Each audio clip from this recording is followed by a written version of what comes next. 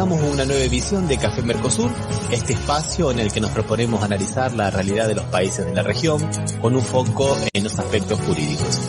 Hacemos este programa desde Rosario, Argentina, quien les habla, Osvaldo Di Princio, y de San Pablo, Brasil, Ramiro Cayano Blanco. ¿Qué tal, Osvaldo? ¿Cómo te va? Bienvenidos a todos y a todas al programa número 285.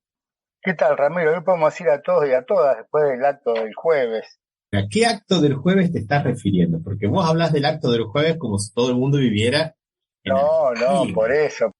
Justamente era un dentre para indicar que hubo un acto que recordaba los viejos actos que se hacían antiguamente, ¿no? Donde se reunían más de 40.000 personas en un lugar abierto, ¿no? No esos actos que se realizan en lugares chiquititos. Y un acto muy importante que hizo en la conmemoración o el Día de la Militancia, ¿no? Que es recordar la vuelta del general Perón en el 72.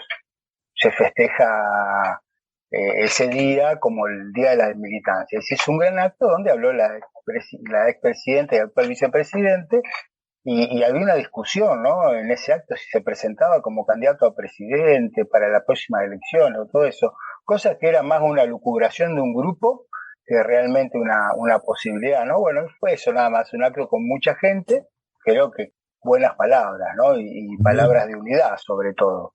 Mucho contenido político, ¿no, Osvaldo? Mucho contenido político. Sí. Ese acto se realizó, decimos nuevamente, el día 17 de noviembre en la ciudad de La Plata, en el estadio de fútbol, en el Estadio Único de La Plata, que es un estadio hermosísimo, maravilloso. La Plata, para los que nos escuchan fuera de Argentina, está a unos 70 kilómetros de la ciudad de Buenos Aires. ¿Y te parece que escuchemos que veamos un pequeño video con algunas imágenes? Porque estaba repleto de gente, ¿no? De bote a bote, ¿no? Realmente, de bote a bote. Sí. Por eso recordaba actos como se hacían antes, ¿no? Con muchísima gente. Sí, otra cosa importante para destacar de este acto, ahora vamos a pasar a algunos fragmentos, es justamente eso, la cantidad de gente que hubo, la contundencia del discurso de Cristina Kirchner, que fue la única oradora, otra cosa también, una única oradora. Y segundo, que no fue un acto político de campaña, fue un acto de reencuentro de Cristina con la militancia del peronismo, ¿no? Que eso también es interesante, porque muchas veces en campaña electoral suele haber actos más o menos numerosos, pero fuera de la agenda electoral, estos actos realmente son muy difíciles de congregar, ¿no, Osvaldo? Sí, no es habitual que se hagan los últimos años. Hace bastantes años que no se hacen actos con tan numerosos y sin que tenga como objetivo el lanzamiento de una candidatura o algo así. Vamos a escucharlo. Hola, ¿qué tal?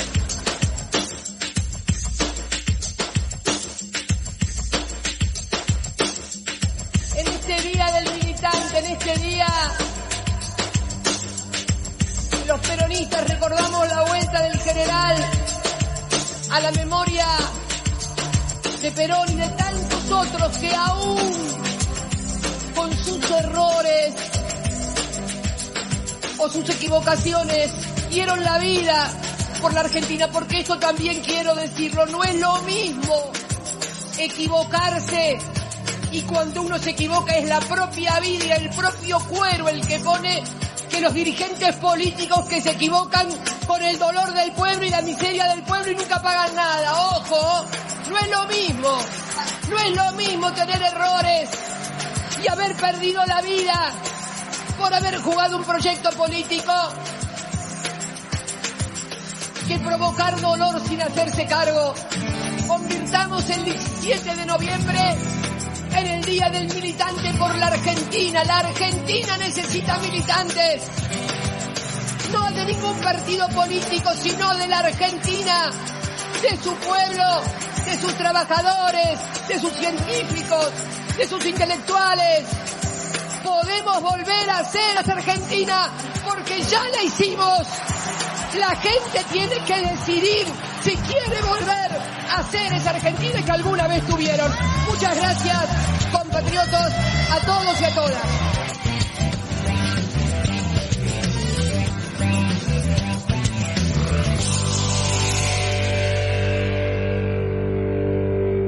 Bueno, bajo el lema La Fuerza de la Esperanza se realizó este acto. A mí me llamó la atención, digamos, ¿no?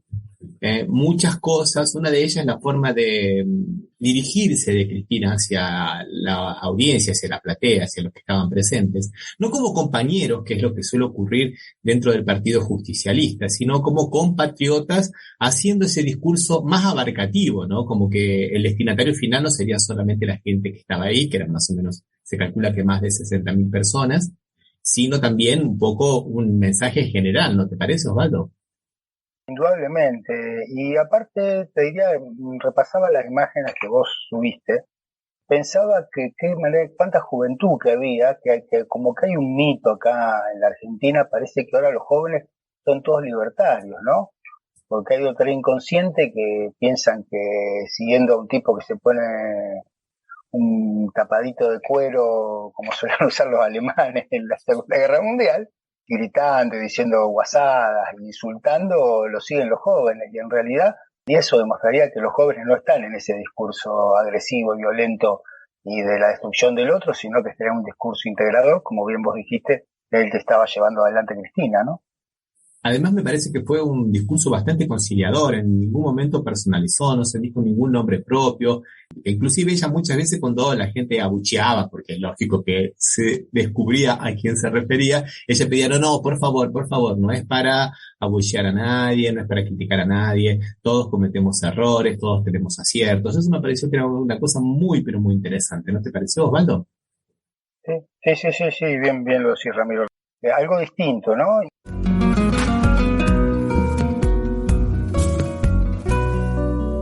Y otra cosa que me pareció interesante con ese discurso conciliador de Cristina, Osvaldo, me parece que de alguna manera ese fue un discurso que trataba en todo momento de desarticular el discurso de odio y de bajarle el tono a esta polarización extrema que se vive no solamente en Argentina, ¿no? Sino en todo el mundo, muchas veces donde todo se ve en clave guerra, ¿no? De destruir o morir, o matar y morir, y que es justamente el paño de fondo, el contexto general en el cual crece el discurso de odio. Sin esa polarización extrema es imposible. Por eso me pareció un discurso conciliador, donde no se personifican las críticas, donde se le habla a los compatriotas y donde también ella en ningún momento se pone en el papel de mártir. Fíjate que pocas veces hizo directamente mención a su atentado, ¿no? Y eso me parece que desarticuló un poco el discurso de la prensa hegemónica que estaba esperando, ¿no? Que bueno, que se martirizara, que se pusiera el papel de víctima, de que hiciera política con su desgracia, y no, en ningún momento. Fue un discurso muy político, con mucho contenido político. Sí, es la antítesis de cualquier discurso de violencia de los que se están dando, los que se están viendo hoy, ¿no? Realmente reunió esa característica en un momento que parecería que no fuera adecuado, que no sería lo que se hace habitualmente, usualmente, ¿no? Donde está privilegiándose la violencia con respecto al otro, a las minorías, o sea, donde todo parece que apunta a ese camino, donde todo se está dividiendo así. Pasó en las elecciones en Brasil, pasó en casi todas las últimas elecciones, en toda América Latina y en Europa y en Estados Unidos también. En Estados Unidos el discurso era la ola roja, creo que le decían, ¿no? Que buscaba destruir a los demócratas, y al final no fue ni una ola roja, nada, fue una triunfa más o menos. Esperemos que se privilegie este tipo de discurso y no el de la violencia y el de la destrucción del otro. Sí. Además, muy bien lo que decís vos de ponerlo en un contexto latinoamericano, porque es real que es como lo que está ocurriendo en Perú, está ocurriendo mucho en Bolivia, que lo vamos a charlar dentro de un ratito también, lo de Perú y de Bolivia, es lo que está ocurriendo todavía en Brasil después de las elecciones, lo vamos a charlar también. Pero solamente para terminar con el tema de Cristina Kirchner, me gustaría pasar un video que ella misma publicó en sus redes sociales, ¿no? Donde dice las razones por las cuales ella recusa a la jueza Capuchetti, que investiga exactamente el atentado contra su vida, y da muchos motivos. Claro, actualizamos que la jueza Capuchetti es una jueza puesta por Macri, no de forma absolutamente irregular, pero tampoco de una forma muy cristalina tampoco, pero bueno, y que responde de alguna manera a Angelici, que era el hacedor jurídico de Macri, y también un poco a lo que eran los viejos agentes del sistema de inteligencia argentino, ¿no, Osvaldo? Pero bueno, escuchemos el video, ¿qué te parece? A ver, vamos. El lunes, Cristina recusó a la jueza Capuchetti en la causa que investiga el intento de asesinato. La investigación comenzó muy mal. A las pocas horas del atentado y bajo la custodia de Capuchetti, se destruyó y borró el contenido del celular de Sabac Montiel, el asesino que gatilló el arma a 15 centímetros de la cara de Cristina. Durante días, la jueza demoró la detención de dos de sus cómplices, Brenda Uliarte y Nicolás Carrizo. A eso se sumó la paralización de la causa, ni bien aparecieron pruebas que vinculan a dirigentes de la oposición con el atentado.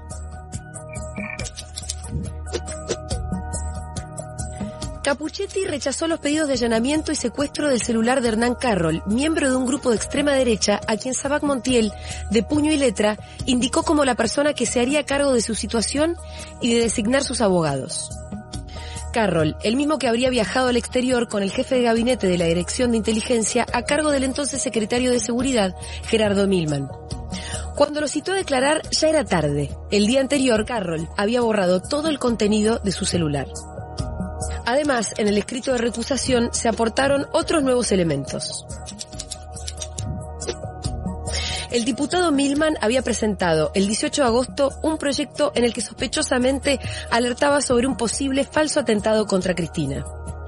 Pero no fue el único. El 31 de agosto, un día antes del atentado, presentó un pedido de informes para conocer el funcionamiento de la custodia de la vicepresidenta y su familia, la cantidad de agentes y vehículos asignados en cada uno de sus domicilios. ¿Para qué quería Milman tener acceso a esa información tan sensible sobre la seguridad de Cristina? Aún no lo sabemos, porque Capuchetti nunca lo investigó. La jueza tampoco investigó una pista fundamental sobre la planificación del atentado. Durante el allanamiento al domicilio de Brenda Uliarte, se encontró una nota manuscrita que refería a la regla Tueller. ¿Qué es la regla Tueller? Es una doctrina de seguridad que calcula el tiempo que tiene una persona para sacar un arma y lograr dispararla sin que se la saquen.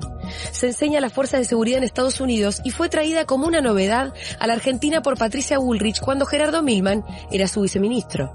¿A Capuchetti le parece normal que una persona como Brenda Uliarte tuviera en su casa una referencia a una técnica tan específica y sofisticada? Al parecer sí, y por eso la jueza nunca investigó quién escribió esa nota, los entrenó o capacitó. Por si esto no alcanzara, aparecieron nuevos elementos. Durante el gobierno de Mauricio Macri y antes de ser designada en el cargo, Capuchetti era una asidua visitante de la Agencia Federal de Inteligencia. En esos años, la AFI estaba comandada por Gustavo Arribas y Silvia Magdalani, ambos actualmente procesados por espionaje al Instituto Patria, las oficinas de Cristina.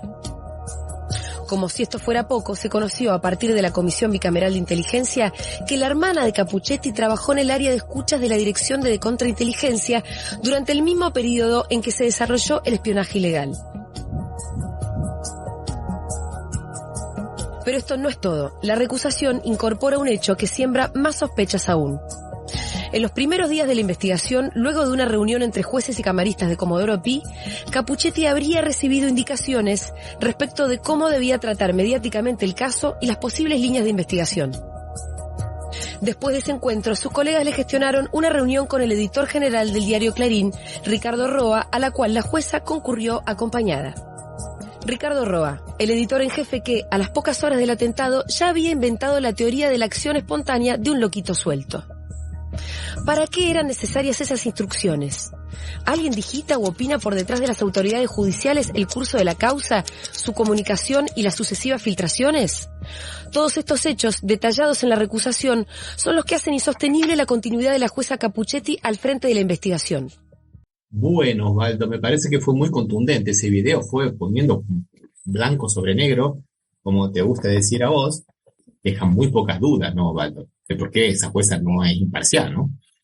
Aparte, cuando habla de que se reunió con Ricardo Roa, el director de Clarín, la verdad que yo no le encuentro explicación que una jueza se tenga que reunir. O sea, en teoría, cuando tenés una causa tan importante, lo menos que tenés que hacer es pensar en reunirte con gente que no ayuda a la causa. O sea, ¿qué tiene que ver el director de un diario con respecto a la resolución o al avance de una causa o la investigación de una causa? Porque en realidad todavía está investigando.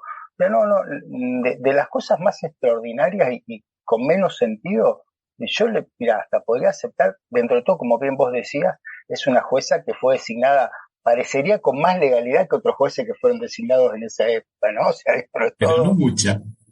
Casi legítima, diríamos que es, no como los otros. Pero realmente esto de que tener que traer a reunirse con el director de un diario para investigar esta causa, porque no se sabe, y que no hubo ninguna desmentida, esto se publicó hace un tiempito y todavía no hubo ninguna desmentida. La verdad que el silencio es bastante concluyente sobre los dichos en este corto. Y después, cuando nosotros hablamos del lawfare y que decimos que el lawfare es esta persecución judicial con la pata mediática, que es la que le da toda la cobertura y la autenticidad y que le da, digamos, el sello de validad, dicen que no, que exageramos, de que no puede ser que la prensa tenga tanta participación en las causas judiciales. Como decimos, lógicamente, ¿qué tiene que juntarse con la gente de Clarín, ¿viste? Con Roa? Pero bueno, es justamente eso, no nos olvidemos que después del atentado vino la teoría, primero que era un autoatentado, duró 1 día, 2 días, después que era una pistolita de agua, duró 4 o 5 días, después que el odio lo generaba Cristina. La culpable de que le hayan atentado contra su vida era la propia víctima, la propia Cristina, porque ella generaba el odio, ¿no? No los medios de comunicación que están mañana, tarde y noche creando esa polarización extrema y después buscando la tercera vía, como si fuera una cosa mágica. Te la pasaste años y años y años y años colocando todo en blanco y negro y después me querés a última hora decir, ¿por qué no hay gris? Porque vos construiste mediáticamente dentro de lo que es un consenso social la polarización extrema al punto de los blancos tienen que matar a los negros, porque si no los negros no viven y viceversa. Bueno, en la otra causa que lleva el juez Giorgi, Osvaldo, vamos a actualizarlo un poquito, que es justamente, investiga este grupo, ¿no? Revolución Federal, se llama, creo que Revolución Federal, que son los que están por detrás del atentado. Bueno, llegaron, digamos, al hombre de la banca, llegaron a Caputo, ¿no? Y parece que lo están investigando también a Caputo, ex ministro de Finanzas de Macri, el amigo de Macri de toda la vida, el hombre que no necesitaba marcar agenda con Macri para encontrarse con Macri cuando era presidente, como el mismo Macri dice, el amigo del alma de toda la vida, y muchos dicen que es el propio testaferro de Macri. Bueno, se está investigando también, cosas que, por ejemplo, que la jueza Capuchetti no quiso hacer, se quedó en la teoría de que son 4 loquitos y no vamos a los autores mediatos, digamos, tenemos los autores inmediatos, no vamos a los inmediatos. Pero bueno, son cosas propias del lawfare, el lawfare no solamente para culpar, sino también el lawfare para no culpar, ¿no, Osvaldo? Es un poco lo que vamos a ver. Ramiro, y un poco lo de Caputo, o sea, por ahí hay una cuestión que se desconoce, o que algunos en la Argentina la conocen, no todo el mundo, y fuera del país seguramente muchísimo menos. Caputo es titular de todas las empresas de las que era titular Macri, o sea, se las vendió toda a Caputo, o sea, sin olvidarnos, o sea, voy a decir una marca, Mirgor, una de las empresas industriales más importantes que hay en Tierra del Fuego, es hoy manejada por Caputo y era una empresa que era del grupo Macri, o sea, y ese las constructoras, todos fueron asumiendo. O sea, realmente hay una continuidad. Es difícil creer que no haya una relación y que él no sea el testaferro, por lo menos, ¿no? En esos famosos, ¿cómo le llaman? Fideicomiso ciego o algo así. Este es un poco anterior al fideicomiso ciego, pero era el titular de todas las empresas que era dueño del grupo Macri. O sea, realmente es poco creíble que no haya una relación, por lo menos, de reemplazar el propietario. Así es. Bueno, vamos a terminar entonces el tema de hoy de la oferta relacionado con Argentina, después vamos a ir con Latinoamérica, lógicamente, con un apelo por justicia que ha hecho Milagro Sala. En el día de hoy, sábado 19, Milagro Sala nuevamente apela por justicia en términos absolutamente claros, ¿no? Como dice ella misma, lo único que yo pretendía era tener un juez imparcial. Escuchémosla, ¿qué te parece, Osvaldo? Dale. Hoy cumplo 2500 días de encierro, donde primero me llevaron a la comisaría, después me llevaron a la cárcel de Alto Comedero, después me llevaron a la cárcel de Güemes, me armaron en una cárcel en una casa en el Carmen, y después me trajeron acá. O sea, me pasearon por todos lados, ¿no? Donde la Corte Interamericana sacó una resolución que me tenían que dar la libertad, o traerme acá a mi domicilio, pero después de mucho tiempo me trajeron a mi domicilio. 2500 días donde mis nietos eran chiquitos, ¿sí? Eran así de chiquitos, y mi hijo era así de gordito. Y hoy tengo destrozada mi familia, y mis nietos ya tienen 14, 15 años. Y esto no lo digo por llorar, digo porque parte de la democracia judicial destrozó mi familia, destrozó a los militantes, destrozó a los trabajadores cooperativistas que trabajan, cerca de 5.000 compañeros en distintos sectores de salud, en educación y en la construcción. 2.500 días donde hubieron muchísimos compañeros de todo, no solo únicamente de Argentina, sino de Canadá, de Francia, de Italia, de España, de Alemania, de Estados Unidos, y otro lado que militaron por la libertad de los presos políticos de la Argentina. Y aún así seguimos presos. Es doloroso que en plena democracia del gobierno nacional y popular haya presos políticos en el país. Si me preguntan si estamos quebrados, no estamos quebrados, estamos firmes, estamos militando a pesar de nuestro encierro, pero queremos recordar. Yo no sé si vos, compañero o compañera, seguís creyendo en nosotros. Nosotros lo único que pedíamos era que cuando nos sentemos delante de un juez, sea un juez parcial, que no sea un juez que tenga un logo de la Unión Cívica Radical o de Cambiemos. Eso queríamos simplemente. Queríamos un juez que no responda a ningún sector político. Queríamos defendernos. No queríamos que nos den la libertad de arriba. Pero bueno, hoy seguimos detenidos. Simplemente quiero recordar de que hoy, a pesar de los 2.500 días, hay presos políticos en el país, y hay presos políticos en Jujuy, donde los compañeros siguen detenidos y en la domiciliaria. Les pido a todos los que me están escuchando que no nos olviden a nosotros, porque otra vez, otra Navidad sin presos políticos vamos a pasar, otra vez.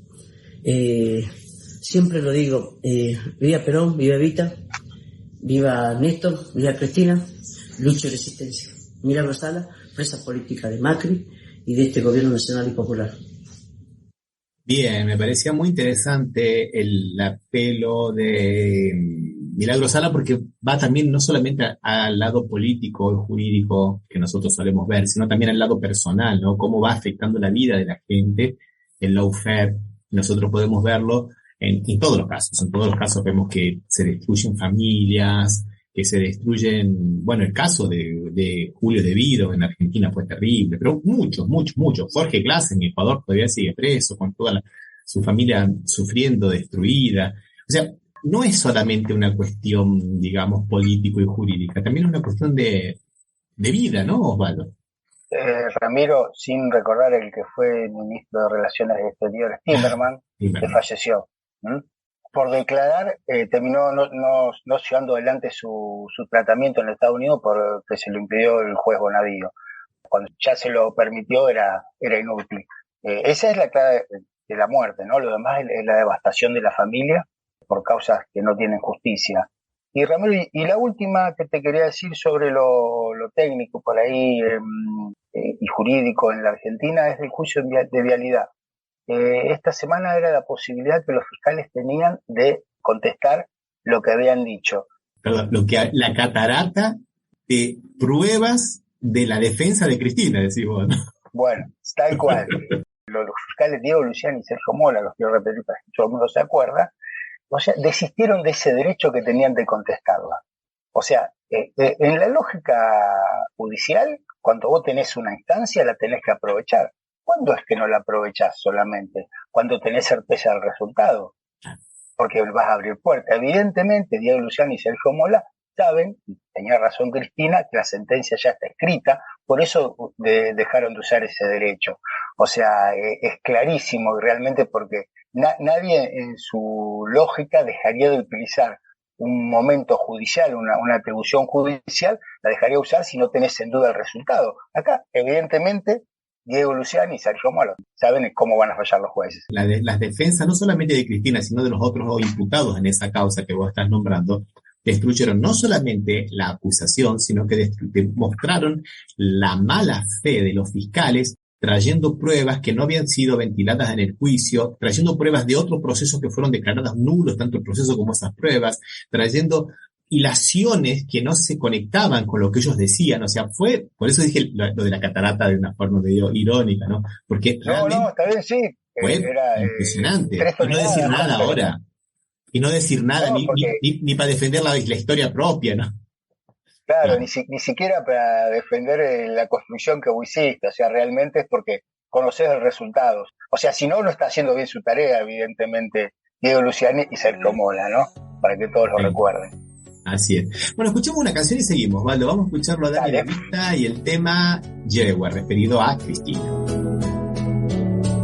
Eva asciende a la inmortalidad, ya no está enferma y marca con tanta claridad su huella eterna. La tierra providencia nunca abandonó a la patria y poco después nacía una mujer allá en La Plata, provista de un carácter especial y vista aguda, con sensibilidad y la fama de corajuda. Anuda sus estudios al surgir de la pasión por la política, las leyes y el proyecto de Perón. Su camino la cruzó con un tipo único, un flaco con anteojos que hablaba muy bien en público y así la conquistó. Surgió un amor tan grande, en la noche más oscura se consolidaba el tándem, tortura, masacre llevada a fondo, exterminio, dictadura, ataduras del plan Cóndor, miles al exilio, otros forzados al tour, buscando esquivar la muerte y así llegaron al sur. No olvidaron cuando al fin volvió la luz, con las mismas convicciones transformaron Santa Cruz, poniendo el pecho por su gente en cada momento.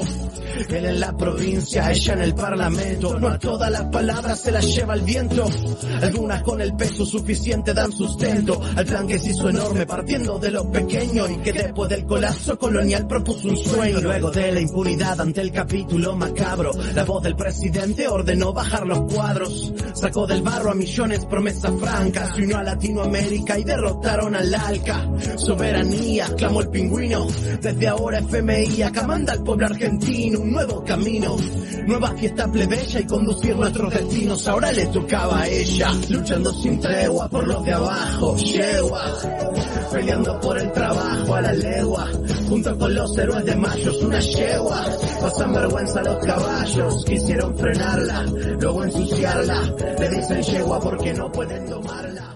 Estás escuchando Café Mercosur. Somos Latinoamérica, no lo olvidemos nunca más. Somos Latinoamérica, no lo olvidemos nunca más. Somos Latinoamérica. Estábamos hablando un poquito del clima de odio y de cómo se van realizando estas polarizaciones. Y vos sabés que justo con Cristian Sales me invitaron el jueves al programa Conexión Yaperí, que se hace en portugués, ¿no? Estábamos hablando un poco de estos movimientos golpistas en Latinoamérica y llegábamos a la conclusión de que realmente América Latina tiene que estar unida porque es la única forma inclusive de que pueda mantener su integridad territorial. Y poníamos como ejemplo lo que está ocurriendo ahora específicamente en Bolivia, donde primero con la excusa de la fecha de la realización de un censo, como dijimos en el programa anterior, ¿te acordás, Osvaldo? Sí, ya hemos hablado de ese tema. Claro, que era una excusa nada más que... Sí. Claro. También hubo una serie de, digamos, de desprolijidades, porque se anunció que el censo se iba a realizar en el año 2022, lo que pasa es que la persona que lo anunció por parte del gobierno no se había dado cuenta que no estaba preparado porque pasó una pandemia en el medio, ¿no? Entonces había que organizar, entonces se dijo que se iba a hacer en el 2024. Y ahí aprovecharon tres personajes claves, ¿no? Que son Luis Camacho, el gobernador de Santa Cruz, Calvo, el cívico, una especie de comité cívico pro Santa Cruz, una especie de ONG, no sé, porque no tiene mucha participación dentro de lo que es el esquema de gobierno, pero sí, digamos, dentro de la política, pero bueno, es medio raro esto de los cívicos de Santa Cruz, ¿no? Y un rector de una universidad, Osvaldo Cuellar. Los tres, viste, primeramente cuestionando este censo, la fecha de este censo, porque supuestamente en las elecciones del 2025 hay que repartir las bancas, repartir los escaños de diputados conforme a la población, ¿no? Y por eso era necesario actualizarlo. Y también para ver qué parte de la coparticipación le corresponde a cada una de las provincias, de cada uno de los departamentos, como se denominan en Bolivia, ¿no? Y era eso. Y el gobierno dijo, bueno, lo vamos a hacer en el 2024, pero meses antes de que se haga todo eso, o sea que va a estar todo bárbaro. Y hasta ahí estábamos bien, ¿no? Seguían con el paro y todo lo demás.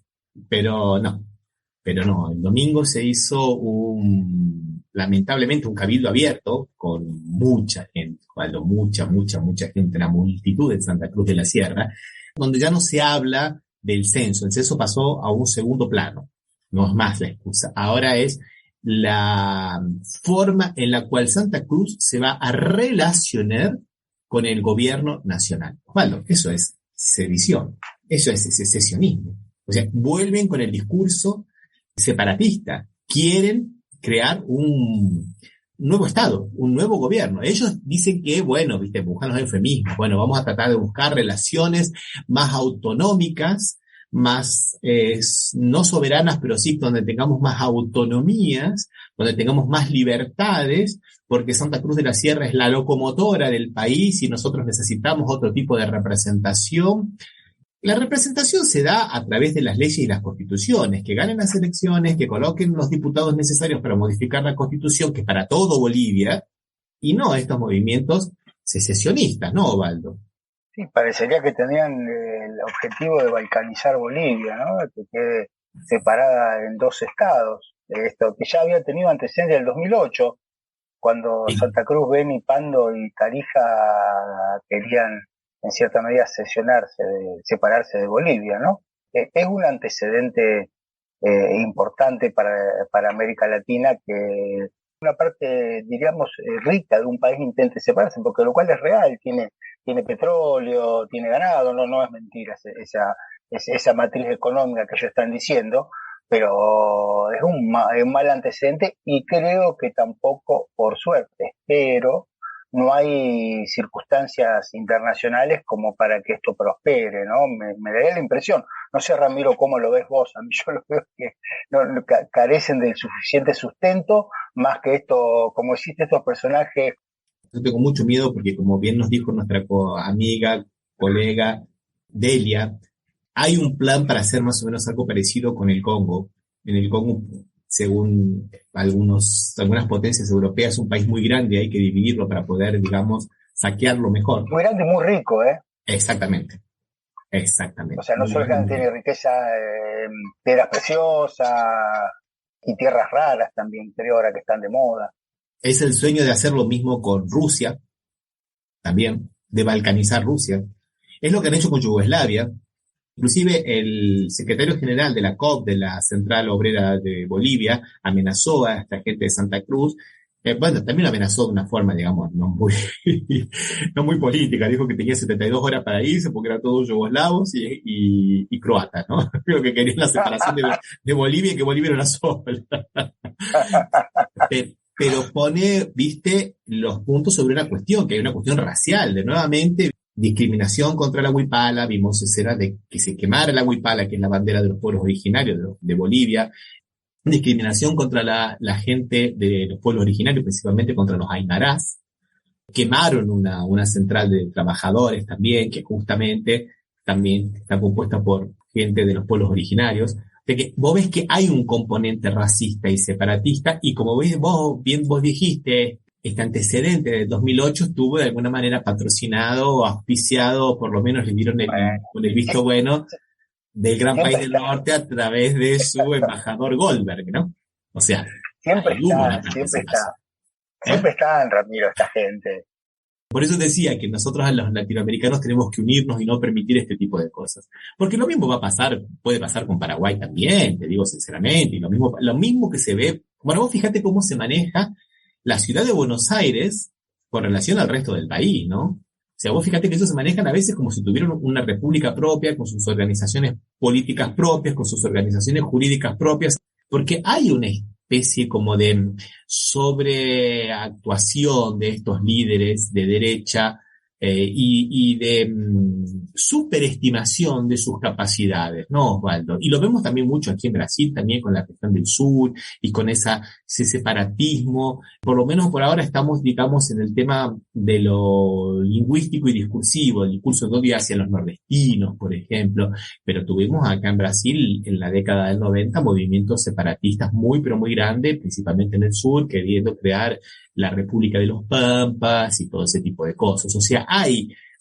un histórico que estos tipos quieren reavivar, lógicamente, ¿no? Y Ramiro, ¿te acordás en el 2000, cerca del 2000, que hablaban de regiones inviables en la Argentina, ¿no? Yo no digo que no, creo que no hay circunstancia internacional para que se produzca un movimiento de este tipo en Bolivia. Me parece que son minorías.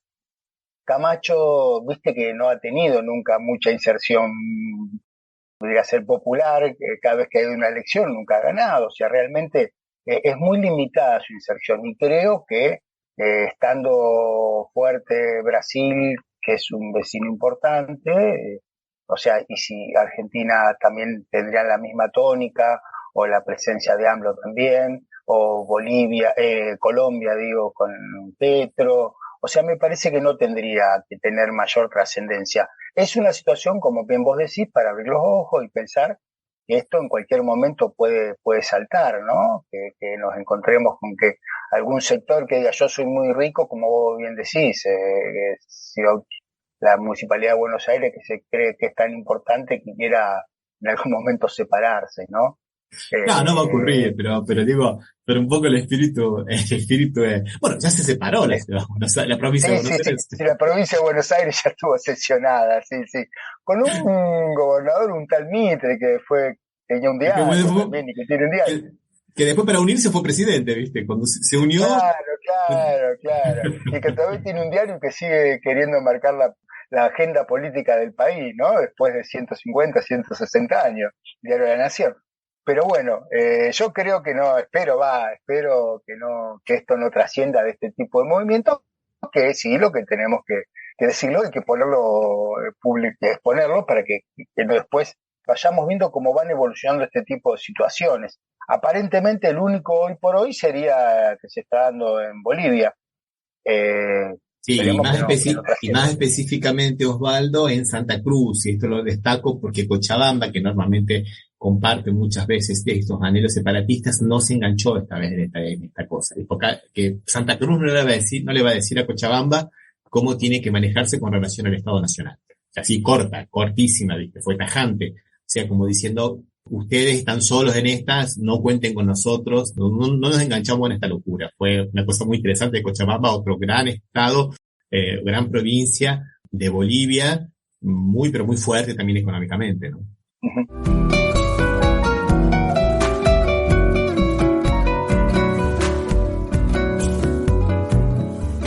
Bueno, y ya que estábamos hablando de estas cuestiones, vamos a ir hablando de Perú, ¿no, Osvaldo? De Perú, donde lamentablemente sigue esta historia de la destitución de Castillo, ¿no, Osvaldo? Nuevamente ahora ya la Comisión de Constitución y Justicia, la Subcomisión de Constitución y Justicia de la Cámara de Diputados aceptó la denuncia que hizo la fiscala general, la señora Benavides, ¿no?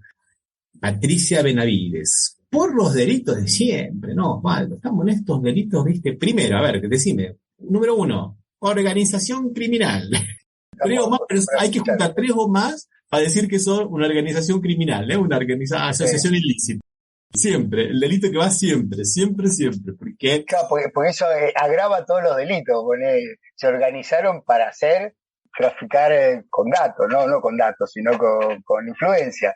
Entonces se organizaron para eso. Igual le da el delito que da, mirá vos. Y ahí tenés el segundo, tráfico de influencia, otra, porque le dijo que sí, que no, que sí, que, o sea, son todos, digamos, delitos del dime y direte, ¿viste? O sea, del corre ve y dile. ¿Cuál es la acusación de este tráfico de influencia? ¿En qué se hubo tráfico de influencia? Que parece que muchas veces que un presidente o algún miembro del Poder Ejecutivo dé su opinión sobre algún determinado negocio para el Estado es entendido como tráfico de influencia. Yo te digo a vos, mirá, Osvaldo, me parece que te conviene sacar el dinero que tenés en ese fondo de acciones y ponerlo en un fondo de renta fija. Tráfico de influencia, está determinando cómo va. Ya con eso está, no necesitamos más que eso está bien, pero bueno, y otra vez AMLO salió en defensa, ¿no? AMLO en defensa del presidente. Salió en defensa porque otro de los delitos que decía que estaba loco, que estaba loco, y otro que él había dicho mirá vos, fíjate vos, mirá vos qué locura. Otra de las causales era porque lo querían destituir por traición a la patria, porque él, personalmente, Pedro Castillo, dijo en una entrevista, creo que con la CNN, no me acuerdo, alguna otra cadena internacional, que le parecería bueno que Perú le cediese salida al mar a Bolivia. Eso dijo.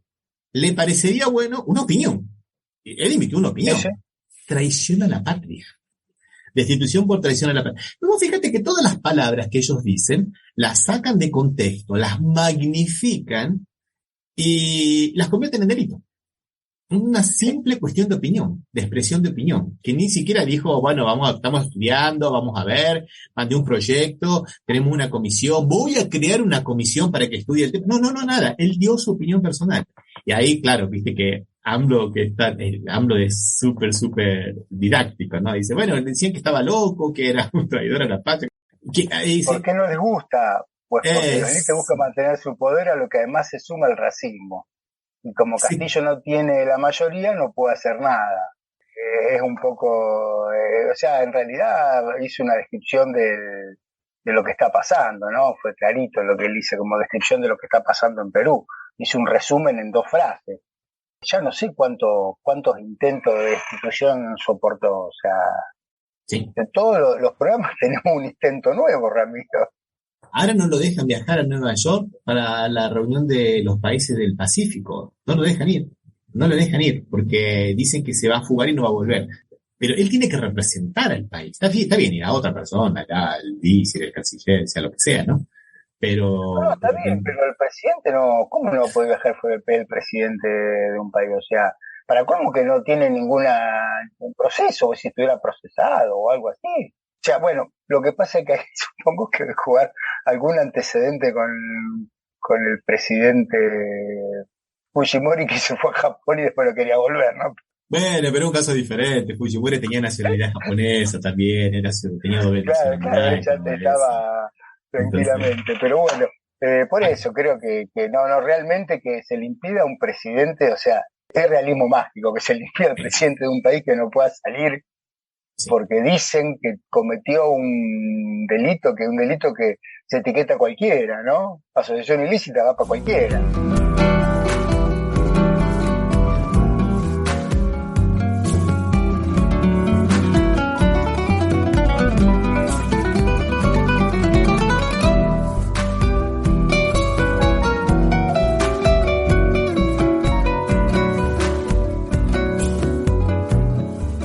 Y hablando de viajes, Osvaldo, vamos a cambiar un poquito ahora de país y vamos a hablar de Brasil, porque realmente Lula viajó el martes a Egipto a la cumbre de la ONU con el clima, la COP27, y fue recibido como un popstar.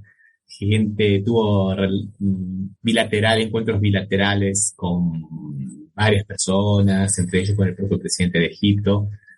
Se encontró con Kerry, que es el comisionado para el clima de los Estados Unidos, John Kerry.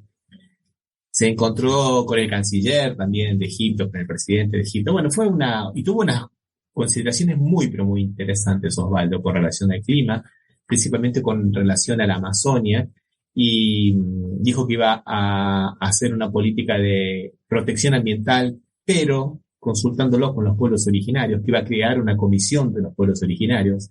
Inclusive se está pensando que en el próximo gobierno va a haber un ministerio de los pueblos originarios y que no hay crecimiento económico ni industrial ni nada sin cuidar la naturaleza. Inclusive también dio un poquito lo que va a ser el foco, diciendo que bueno, que hay que hablar con los países desarrollados para que ayuden financieramente a los países menos desarrollados para que puedan cuidar las florestas vírgenes, las selvas vírgenes. O sea, bueno, ayúdenos también, ¿no? ¿Y no lo acusó Bolsonaro? A ver si puedo charlar con él, ¿no? ¿Bolsonaro no estaba? Bolsonaro está perdido. Bolsonaro está absolutamente... No sabemos dónde está Bolsonaro. No sabemos dónde está Bolsonaro, Osvaldo. Dicen que estaba enfermo. La semana pasada salió Hamilton Mourón a decir que tenía una infección en la pierna o una... No me acuerdo, algo más poco, no sé cómo se llaman. Tampoco interesa. Y que no se podía poner los pantalones y cómo iba a ser el presidente si no podía usar los pantalones. Pero bueno, está, digamos, absolutamente en el ostracismo absoluto Bolsonaro, no sale, dicen que ha trabajado hasta ahora en estas 2 semanas 19 horas, lo que le da 81 minutos por día. El viernes 18 se internó en el Hospital de las Fuerzas Armadas de Brasilia, porque supuestamente estaría con algunos dolores estomacales en la zona donde le dieron la cuchillada hace 4 años atrás, pero todavía no hay ningún diagnóstico, y es eso. Mientras tanto, los militares juegan al golpe acá. Acá los militares juegan al golpe, juegan a dar señales a los golpistas. La última fueron, esto es interesante, Osvaldo, porque fíjate cómo el discurso los pierde, ¿no? Hay una serie de manifestantes que están acusando al ejército de no dar el golpe y que por eso serían los militares sandía. ¿Por qué militares sandía?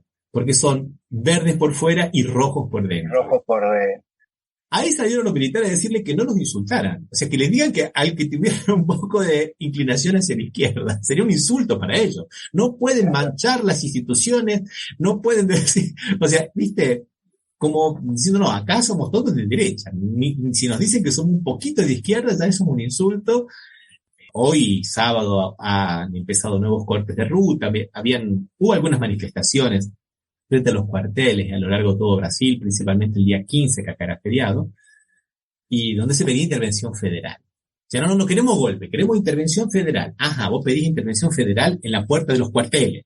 ¿Qué es eso? ¿A quién le estás pidiendo intervención federal? A la Cruz Roja le estás pidiendo intervención federal. ¿A quién le mencionó a los militares? Está en la puerta de los cuarteles, querido. A ver, ¿a qué parte no entendemos que por el hecho de que vos no digas intervención militar continúa siendo delito, querés un golpe militar? Pero bueno, a veces la derecha nos toma de tontos, ¿no, Val? Sí, se ve evidentemente Bolsonaro está sufriendo el síndrome de los millones de votos que le cayeron encima, ¿no? Sí.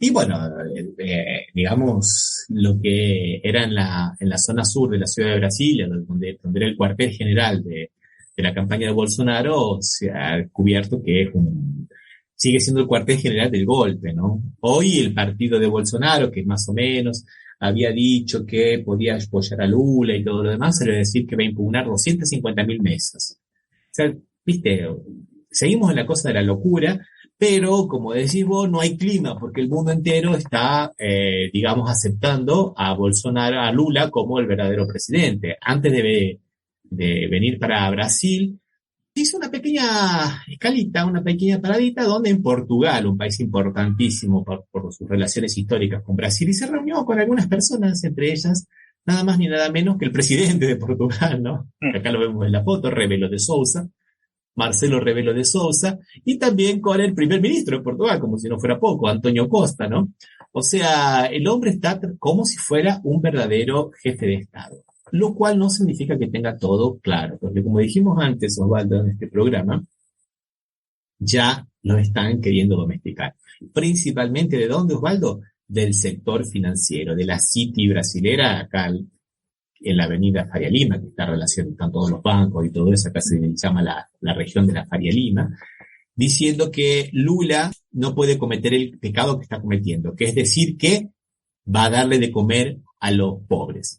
Que los pobres tienen que tener comida, porque lo que Lula tiene que hacer es cuidar que no haya déficit fiscal. Acá hay una ley, ¿te acordás que la hemos charlado varias veces, Osvaldo, que se impuso en el gobierno de Temer, de que no se puede gastar más de lo que se recauda y tampoco se puede gastar más que lo que se gastó anterior, corrigiendo los números conforme al índice de inflación? Eso se le llama el techo de gastos. Y Lula dijo, para lo social y para la comida de la gente no hay techo de gastos, porque eso no es un gasto, eso es una inversión. Y le están tirando con de todo acá. Está saliendo Arminio Fraga, que era un ex economista de Fernando Henrique Cardoso, uno de los que endeudó al país y que hizo las peores privatizaciones en la época de los 90. Están apareciendo así varios resucitados, varios cadáveres de aquella época para pegarle por derecha a Lula, porque en realidad lo que quieren es asegurarse la tajadita, la porcioncita que le corresponde al sector financiero, que es nada más y nada menos que el 50%, es un poquito más del 50%, de todo el Producto Bruto Interno, que es lo que se llevan ellos. Los bancos nunca estuvieron tan ricos. Y esto no es de ahora de Temer, esto ya venía desde la época de Lula inclusive, pero bueno, en la época de Temer y de Bolsonaro son los únicos que han salido bien, son los que mejor, digamos, mientras el resto de la economía va para atrás, mientras la Ford cierra la fábrica y se va a la Argentina, los bancos cada vez están más poderosos. Es interesante cómo lo quieren domesticar, ¿no, Osvaldo?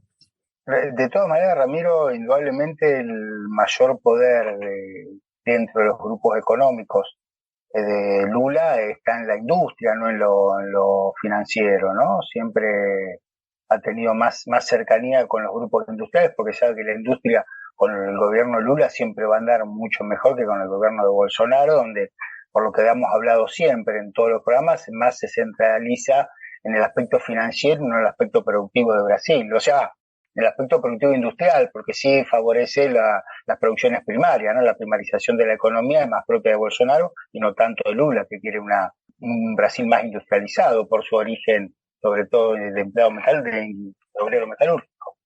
Es tan correcto lo que estás diciendo, Osvaldo, que salen todos los economistas relacionados con las industrias a proteger a Lula y a decir que dejen que Lula actúe, que Lula ni siquiera es presidente, faltan 6 semanas para que asuma, y que ya él ha dejado en su historia un país sin déficit fiscal. Ha sido uno de los, no ha sido uno de los pocos, ha sido tal vez el único presidente que ha tenido superávit, los superávit mellizo, doble, superávit en la balanza comercial y superávit fiscal, o sea, gastar claro.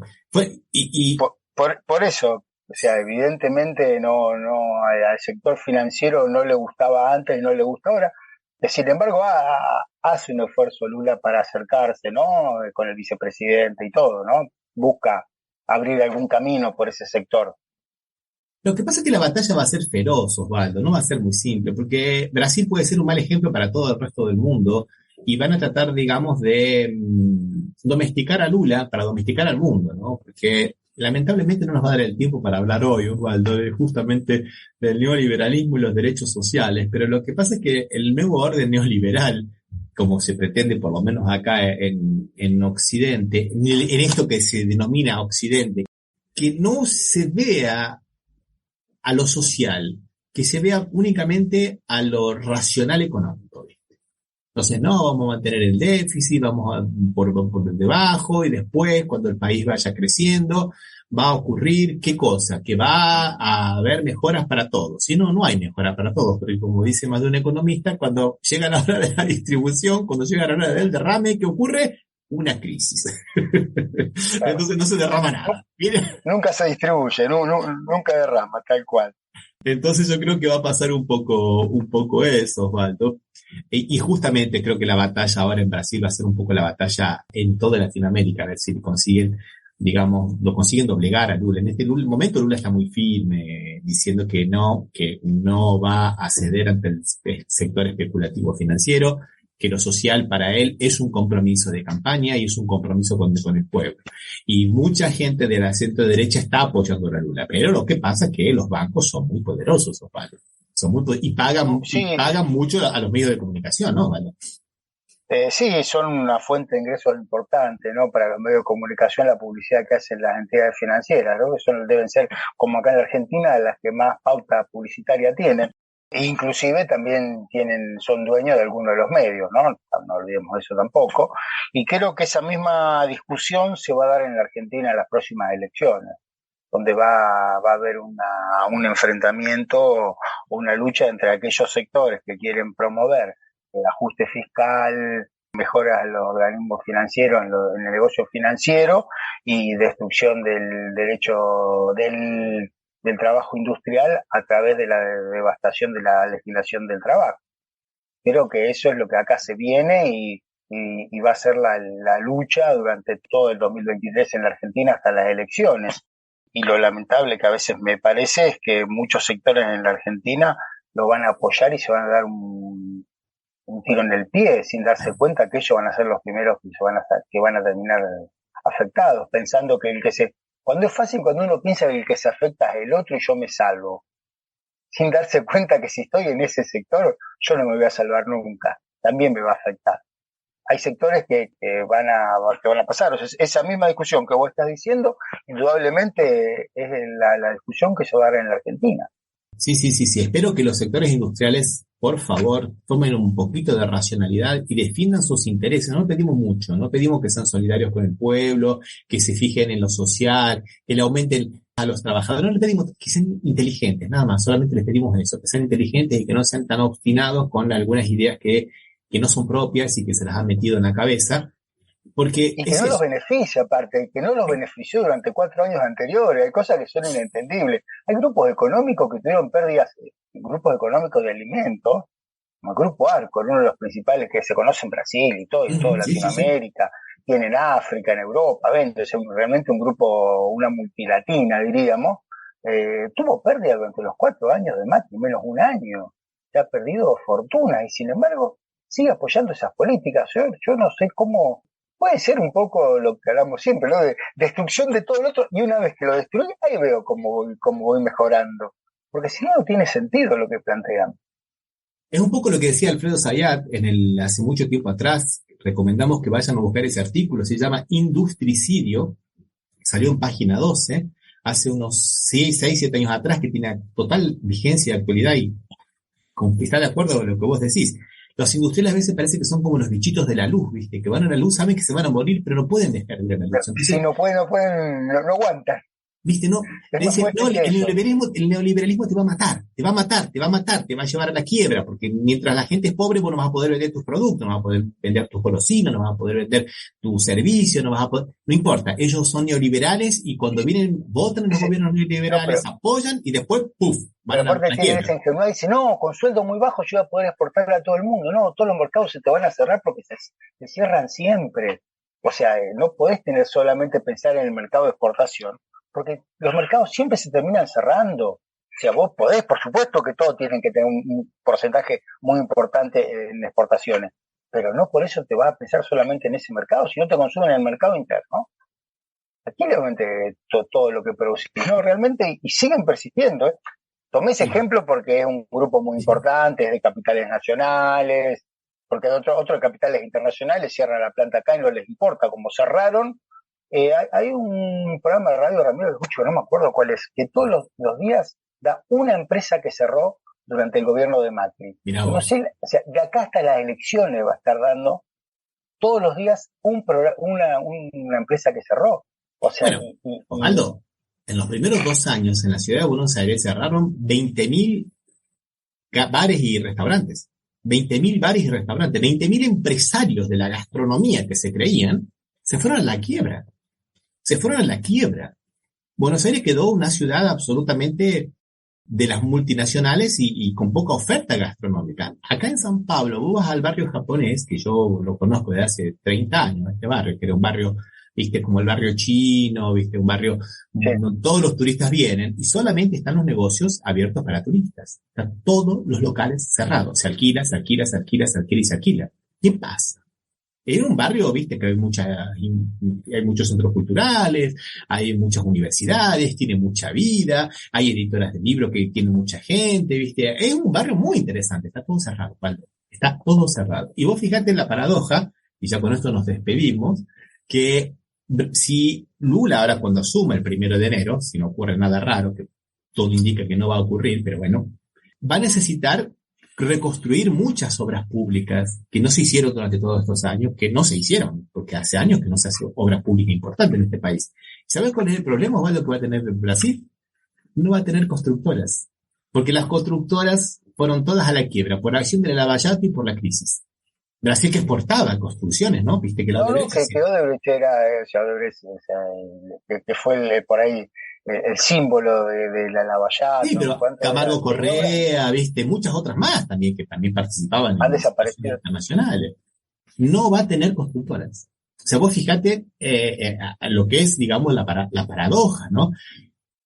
Y bueno, y mucha de esa gente lamentablemente tenía pensamiento neoliberal y mucha de esa gente compró el discurso de que la corrupción es solamente selectiva, es solamente una cosa del Partido de los Trabajadores y de los gobiernos populistas, ¿no?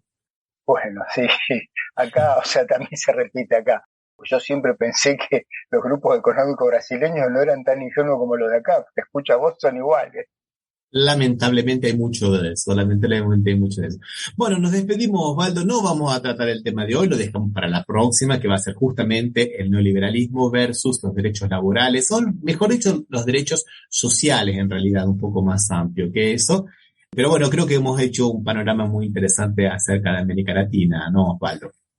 Sí, y este último comentario fue, digamos, la introducción al programa. Y mira una cosa que me olvidé de decirte, Ramiro, y lo que en el medio de la canción que pusiste, Evita, casi fue una editorial, ¿no?